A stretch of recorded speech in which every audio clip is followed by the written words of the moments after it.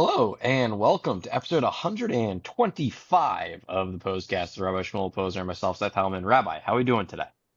Baruch Hashem. Good. Today's Chai Elul, the 18th day of Elul.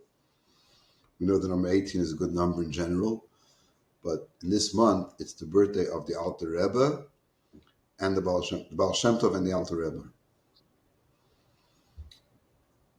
The two luminaries that established Chassidut, Baal Shem Tov is called Chassidus HaKol, the general concept of Chassidus, and the Alter Rebbe, the first Rebbe of Chabad, is to bring it down into the realm of intellect. From a more general perspective into more specific, intellectual, and that really makes it more internal.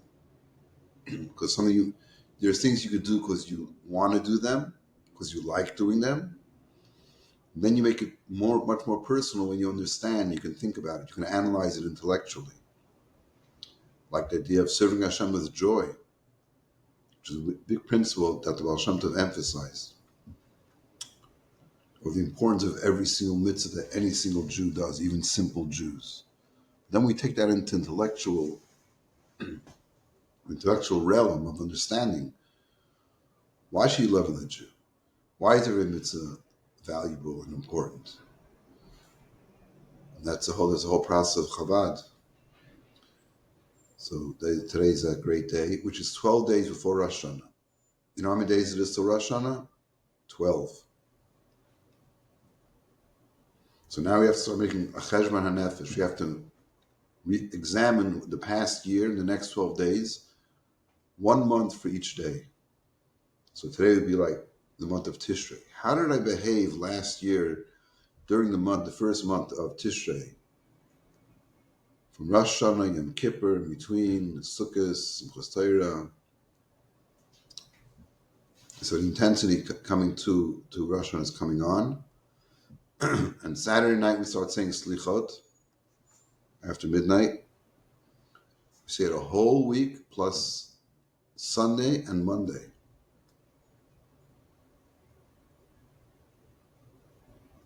Yeah.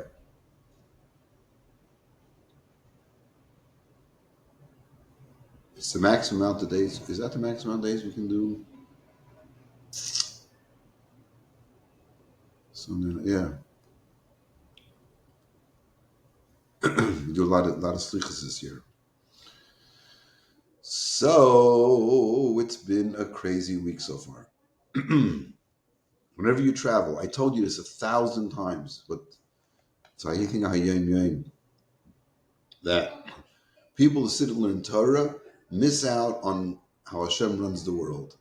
They don't see Hashgacha Pratis. They don't see how Hashem runs the world. I mean, it's amazing to learn Torah for sure, but if you do that constantly, you are going to miss out what the simple person in the marketplace is going to recognize. He happens to meet this guy. He happens to sell him a product. He happens to be able to find a buyer for it. He happens to make a good profit. He happens to be able to support his family. All these things you see when you're out in the world. And so I was traveling. But before we get to the travel, I want to tell you something else. Usually I mention names. I'm not going to mention name here. You know why? Because he's a regular listener. I'm surprised he didn't say to me, "Hey, Rabbi, what's going on?" He probably knows that I was traveling. But he's like really on top. He's like an hour after it's posted, he's already making comments. So Yisrael's out there, Makamov Avenue tabling. He's got the whole little get up with this, all the shtick, the signs, the giveaways, the attractions, talking to people. So I forget I think it was last Monday. Was it Monday? Could have been Monday. Last Monday. I call Yisrael, Yisrael, are you tabling now? Because, take a walk down there, check it out, hang out a little bit. He said, I'm not tabling, but Zelda's there. I said, oh, who's going to help the guys put on tefillin? I said, oh, I don't know. I said, maybe I should go down there, just, if anyone wants to put on tefillin. I said, sure.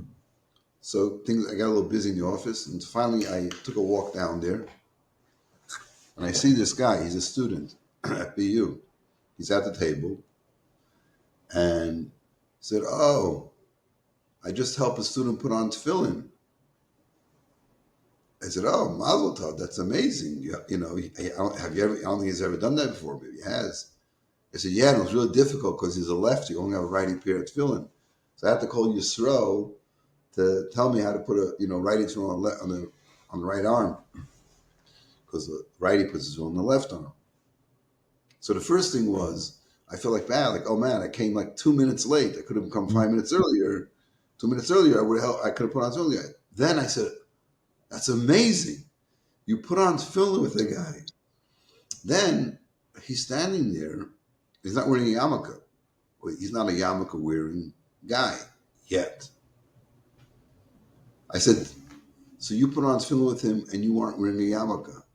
I started laughing at the absurdity of it. And then I spoke to Hashem right there on Commonwealth Avenue. You can speak to Hashem wherever you are. I said, "Hashem, look at this." There's a colleague of the Alter Rebbe. Actually, their grandchildren also marry each other. But the colleague of the Alter Rebbe, his name was Rebbe Yitzchak Abaditchev. And he was known as the one who loves the Jewish people. So he would always turn situations that look negative and switch them for the positive. That was his thing, always to seek the good about the Jewish people. So there's a few famous stories. One of them is about the wagon driver who was putting grease on his wheels. The roads are muddy and this and that. He wanted to put some grease on it so the wheels will work properly. While he's doing it, he's saying the Shema. So halachically, that's like, yay! You're saying Shema, you have to concentrate, you have to be smearing grease on your dirty wheels. So he says, "Oh Hashem, look at your children here on earth. Even when they're greasing the wheels of their wagon, they're thinking about you, they're saying Shema Yisrael Hashem Elokeinu Hashem Echad." That was it. So another time he went to it was maybe Erev Pesach. He went into the seedy part of town, and he asked, and there were certain things there that were the government restricted, you're not allowed to sell them. But of course, it was a black market. So he went over and said, "Could you sell me some silk?" He said, "Meet me around the corner," this and that. He did the sale. You have another guy, "Can you sell me some cigarettes?" Quietly, we'll go here, we'll do it. Then he goes to another guy, he says, it's like Erev Pesach, after midday. He says, "Could you sell me some chametz?" He said, "Rabbi, what do you think? What do you think I am?" So he turns and he turns to Hashem and says, "Look, here they are. If they get caught by the government, they'll be thrown in jail for who knows how long. And any second, an agent of the government can be around, can catch them. Nonetheless, they're doing it. They don't even see. They believe in you, but they're afraid. And no one knows. If you did it, no person will do anything to them. Well, they won't have any chametz on Erev Pesach." So I pulled the baby. I said, "Hashem, look what's going on. Here we are on Commonwealth Avenue. And here's a kid who doesn't even know he should wear a yarmulke, is helping another Jew put on tefillin. What are you waiting for? Bring Mashiach now." That was my little twist on that. So the truth of the matter is, it's a very deep idea. Because the great teacher of Hasidus, who was the one who transcribed the Rebbe's teaching, Rabbi Khan, I remember him talking about this. Because in Chassidus, we have the idea of dir b'tachtein, to make a dwelling place for Hashem in this lowest world. So he was saying, where's the lowest world? This is the beginning of Shlichus. He said, you take a bacher, where you take a young married chassid, you send them off to a college campus, like the place that is so devoid, and it's the whole establishment is secular, and it could be anti-belief in God, right? Because in academia, you don't believe in God. It's like, if you believe in God, what are you doing in academia, right? You say, you're looking for solutions, you're looking at things logically. Even a very important and religious professor at Harvard University many years ago, I knew a student that was also a frum person, and they were talking about something, and he says, "But if you believe in God," he said, "Oh, stop. If you believe in God, you don't belong in this class. I mean, not if you believe in God. If you talk about belief in God, then We're trying to understand things intellectually. So, what was I saying? So, when you talk about the idea of making a dwelling place for Hashem in a place where the whole establishment is based on not believing in God as a foundation of everything. And over there, you go and you teach Chassidus, and over there, you transmit these deepest secrets of Torah, and you're using that place that its establishment is the opposite. That's a real dwelling place for Hashem. So when you're in the college campus, so I'm thinking the same thing over here. Look, standing on Commonwealth Avenue, it's a kid that maybe started recently, which could mean a year, half a year, whatever it was, to start putting on film every single day. And here he is. The beauty of it there wasn't he put a yarmulke on. He's so far from like the sensitivity that you have of how much well should be done. But on the other hand, knows that it's a mitzvah to put on film. He helps another Jew. And this is the Baal Shem Tov. Baal Shem Tov loves simple. Why do you love simple Jews? The same way a parent loves a child when they're born. What does it do? Like the Rebbe was talking about this. He says a child laughs. Everybody starts. If a child, you have a little baby. What is it we're trying to get the baby to do? To smile. So baby gives a smile. All of a sudden you have grown adults, intellectual people are so excited because, the month-old baby is smiling. Or the baby's crying. Baby's crying. Everybody's like, baby's crying. We got to go take care of the baby. So Rebbe was talking about when a child is born, from the moment it's born, it already has an effect on the world around it. So what do you love the child for? And you love the child because of their simplicity.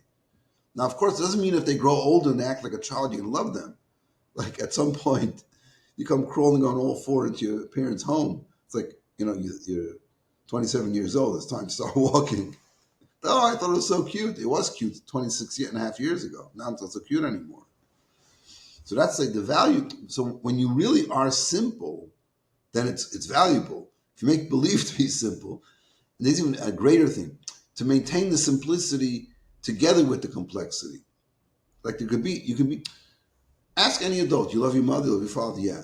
Why? So I love my father because my father, I love my mother. Well, it's not a question of what does why mean? Or a parent loves a child. Child could be 30 years old. I love your child. Yeah, why? If they start telling you the reason they love them, they're doing so well in business, they're doing so well in this, whatever. It's like, what? That's why you love your child because they're successful? That's so sad. Naturally, I love my child because my child. So even if the child gets a little embarrassed when the mother goes over and gives him a kiss when he's 30 years old, but that's how the mother feels. You're my baby. You grew up, so what? I see the baby in you, child in you. And keep that child healthy, not to get rid of it, not let it mature. It doesn't mature. It's a certain connection that you have to Hashem. It's on the child level. And together with that, you have the sophistication as well, which is really the Baal Shem Tov and the Alter Rebbe came with the sophistication that accompanies simplicity and explains how the simplicity is valuable.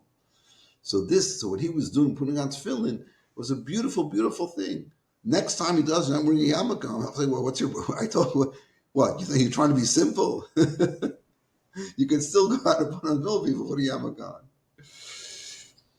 So, I was actually talking about the Pos-cast. I forget who it was.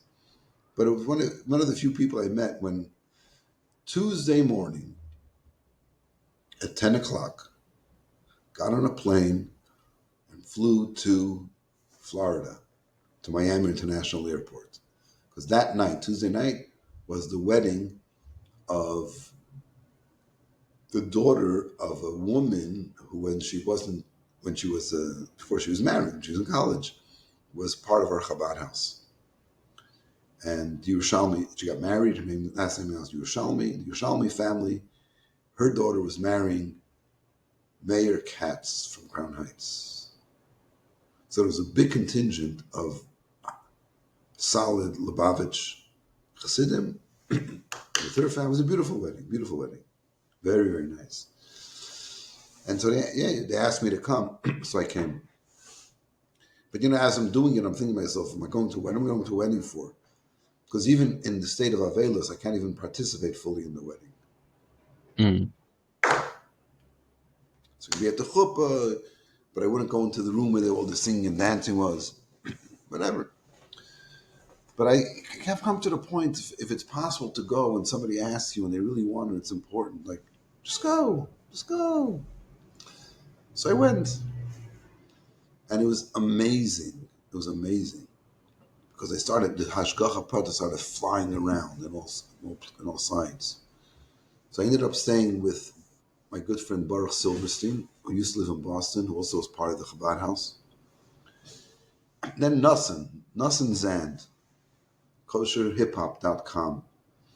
He lives in Florida. So he says to me on Tuesday, so I got there. From the airport, I ended up going to a shliach nearby because it was time before the wedding. And I ended up being probably a half an hour, 45-minute visit.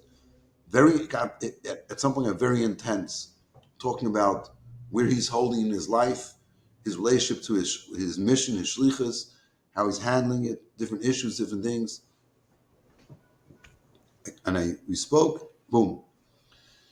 So he says, I'll meet you tomorrow. What time are you going to shul? So I'll be at the shul. I'm going to the 650 minyan. He's going to come by about 8 o'clock, 8:30, comes by. I go outside, standing on the sidewalk talking to him. Yeah. As we're talking they have in the shul in Bell Harbor, in Surfside, is huge. It's huge. Beautiful, beautiful building. And a lot of stuff going on there, a lot of stuff, very active. So there's minyanim going one after the other, and they also have a preschool going on. So there's as we're talking, passing us on the sidewalk, are these mothers with their kids. And we say good morning to each one of them, being nice, because they don't know I'm visiting, so I got to be nice. Even if they do know I was visiting, I would be nice. Then this woman comes by and she says, do you recognize me? Probably not, is the answer. Well, probably not. I said, how could I recognize you? So she tells me her name. She says, Danit is my name. Oh, Danit Ashkenazi. Even though I think that was her maiden name. And she has, her 2 kids with her? Yeah, 2 kids with her. So it was so beautiful. I haven't seen her in 10 years at least. Beautiful interaction. Then, so 2 other interactions you have with people. I was standing outside the shul, inside the building, but outside the shul, the room. A guy comes over and says, you're from Boston. I stayed in your Chabad house. I used to come for every Shabbos. In the summer, I was there in Boston for the summer 30 years ago. Then I went to YU. I honestly, I don't think I remember him. And he's like so happy. And he says to me, I still get your emails. That made me happy. Like somebody's actually reading the email. Like, oh, so funny, so funny. Then I'm sitting in the shul learning with Baruch Silverstein because I learn with him every week. I stayed in his house, in his apartment, and right, a few blocks from the shul. And I was sitting crossing, learning. Now it's also very special because usually we're learning, through the phone. Spent an hour learning. While learning, this guy comes over and says, "Oh, you recognize me?" He says, "Do you remember me?" Another chacham. I said, "No." He said, "I came." He was a young guy, a little Sephardi type. He says, "I came with my wife to Boston. What was it? 6 years ago, 7 years ago, whatever it was. I was there for whatever reason, learning, working. I don't know what he said. And I thought, me and my wife were young. We'll live near the Chabad house. So I came to you." And you said, "Absolutely not. You refused to let me live here. You said, you got to go to Brookline. Live in Brookline." He said, "It was the greatest thing you did for me. You saved my life. I would have not done that. I don't know where I'd be today." And then I said, "Yeah, I remember the story vaguely. The face I'm never going to remember. I mean, when he said it, it roused like this, this faint image. But I also do remember having that type of conversation. So that was when I. Then there's always frustration. That's why I hate traveling. So I Tuesday morning, my car needed to be fixed. So I figured I'll bring the car in before I go to the airport, come back on Wednesday afternoon, right? It'll be finished. So I won't have to have any. Of course, Hashem said, you think you know what you're doing? I'm running the world. So, so Tuesday afternoon, I get a message from the guy. I got a list like this of what has to be fixed on the car. And you have to wait for parts and this and that. The car's not going to be ready. I hope it's ready for Rosh Hashanah. Anyway, so I drop off the car. I call the Uber. It's 50 minutes away. 10 minutes, 5 minutes, 3 minutes away. Then canceled. And it starts over again. Another guy, 14 minutes. And I'm like, oh my golly, it's getting late. Finally, the guy comes. I said to the guy, it wasn't a young guy, it was a little older guy. I said, get me to the airport as soon as you can. I'll make you rich. I don't know what, I did give him a $10 tip, and I gave it to him in cash because I don't want those nasty Uber people eating that money up because they messed me over. But the lesson, and I got there literally on time. Security ran this and that. That's the thing. It's always a challenge. You stress. If you can't, it's hard to relax. But if you believe in Hashem, what are you going to get upset about? Everything will work out. I'll be fine. I'll be perfect. So anyway, in fact, okay, I'm going to tell you that. So then comes the way home, right? So the way home, there was other frustrations along the way. I'm not going to tell all the frustration because this thing is really important. Way home, so the plane leaves 12:38 for some reason. That was when this scheduled to leave. Got there on time. Whole business. I had rented a car. Turned it, everything fine and good. Get onto the plane. Say the plane. Oh, so I delayed a half an hour.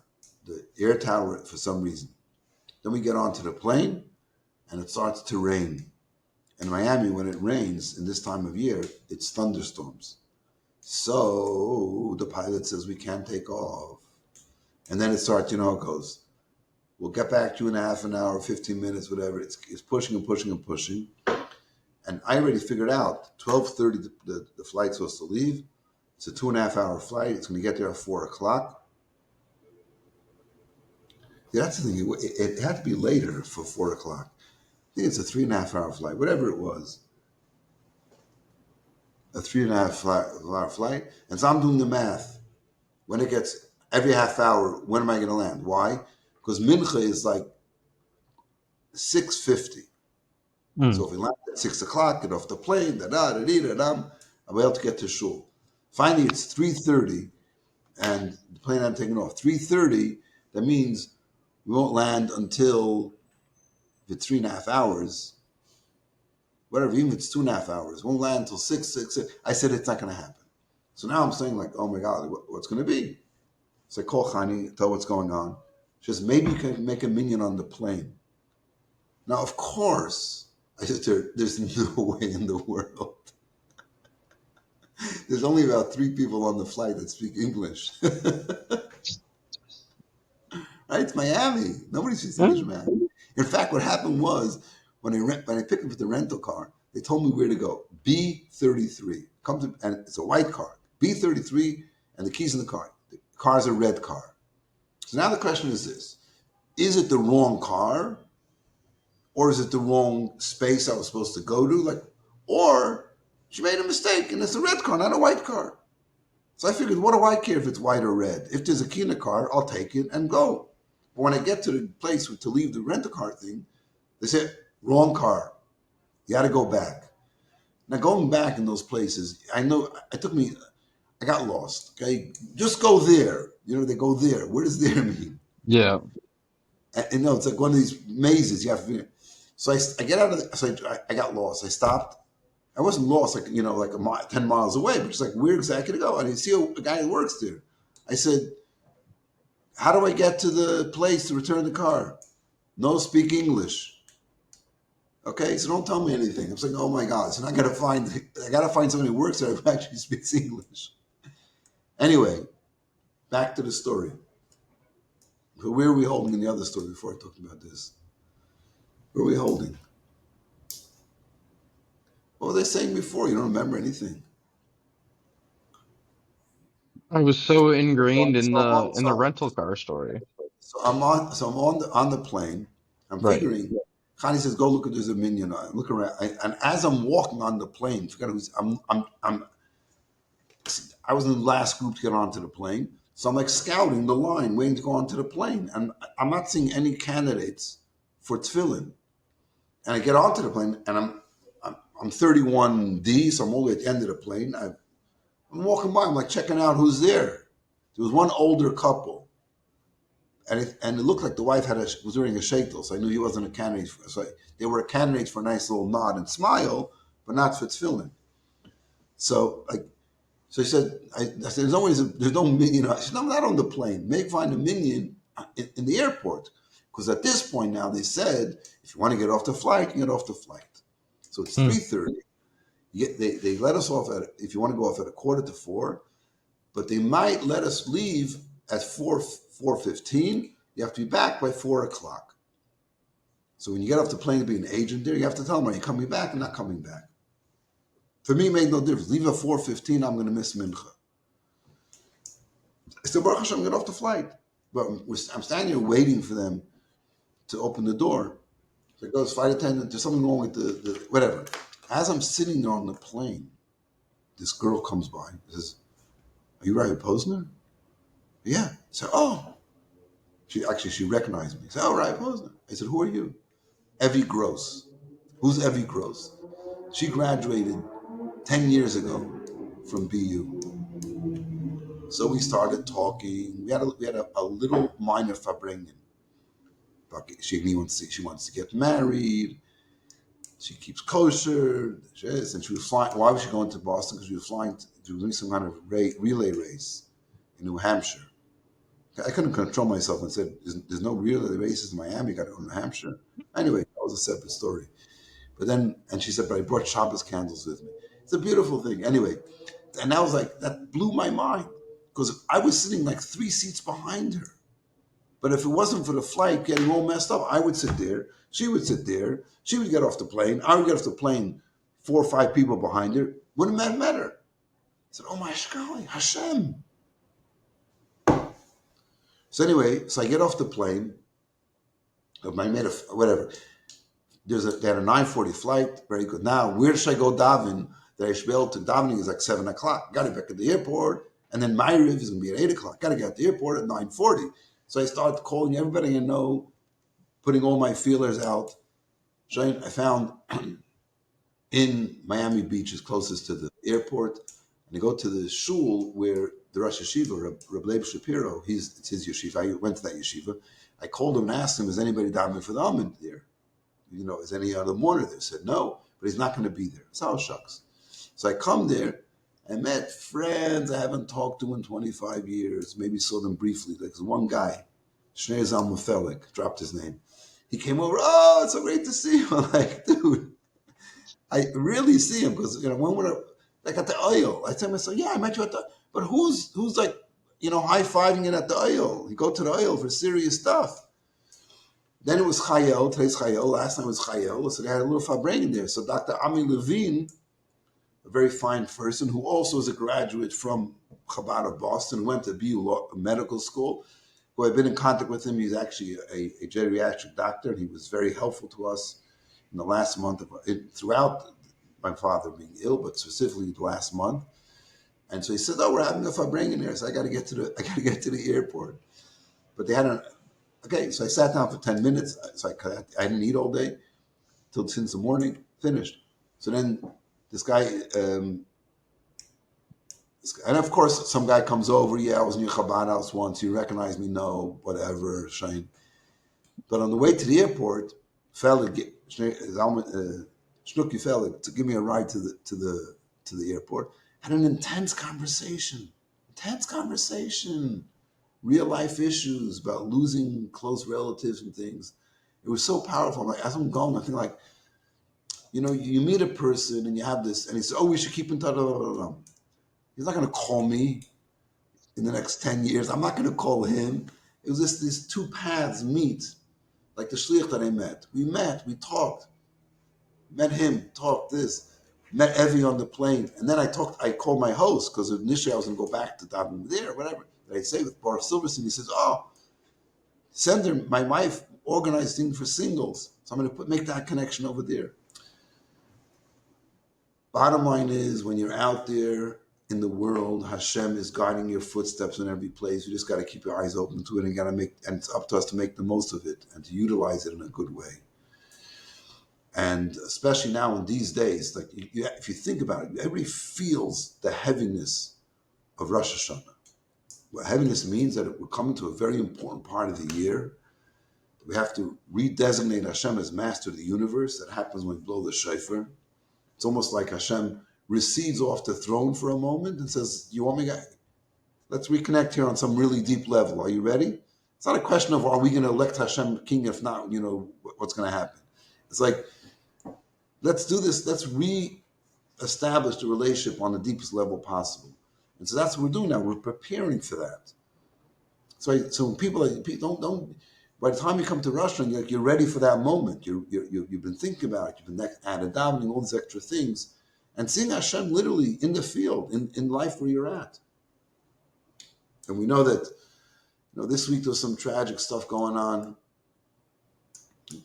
I don't want to, it's funny. So everybody knows who was killed yesterday, but the day before that, Lahab, there was 6 Jews were murdered. Mm. Why? But the world doesn't tumble about that. Again, we understand why, but for us, when we think about the idea of galut and that the world needs to be fixed, it's not this one or that one. Every life is precious. In fact, there's a little video now that I just saw they send out the daily video, the minute video, where the Rebbe was talking about when President Reagan was shot. The Rebbe talks about it, and he says that he doesn't talk about who was shot. He talks about the fact that someone able to do it, and talks about there's got to be something in that person's education that's missing, that they're missing a recognition of Hashem in their life. And sadly, the person that was killed talked a lot about Hashem. I'm not one of these rabbis giving a eulogy for him like he's the greatest thing that ever was in the world. So I'm not saying anything negative, nothing positive. A human being was killed for no reason, no good reason, unjustified. And that's a flaw in the world. And to correct that flaw in the world, you have to bring a greater recognition of Hashem to the world. So things like the student putting on tefillah with people on Commonwealth Avenue, and Jews and non-Jews walk by and see there's a God in the world. Why are these people doing this? That's what we need to do more, to be more proud. We had this conversation at the table Friday night. There's a couple from London, an older couple. And she was saying, you shouldn't wear a yarmulke in the street. No, it's just the opposite. You can't, she was a nice older woman. We didn't argue too much, but I made it clear that we disagreed. That we have to increase more. The way to deal with the evil is not to hide from it and make believe that it's not happening. It's to face it up in a very proud way, to be out there with your Yiddishkeit. You have to be careful, obviously. You have to be smart, but don't be embarrassed. And finally, we should merit the actual revelation of Hashem in a way that we can see all the good. This week's parsha, we have 98 anti-blessings, but they're not anti-blessings, so inwardly they are blessings, because everything in Torah is positive. When we read it, it seems to be negative. Some things Chassidus translates. So we should merit to see those 98 admonishments to be revealed blessings. We should have a Shechana Tov Mesukah, a happy and a sweet new year. And the only way it can be really sweet and good, Mashiach, Beis Hamikdash, Mamish now. Man, with that, thank you so much for listening to episode 125 of the Pos-cast. Rabbi Shmuel Posner. We will see you next week.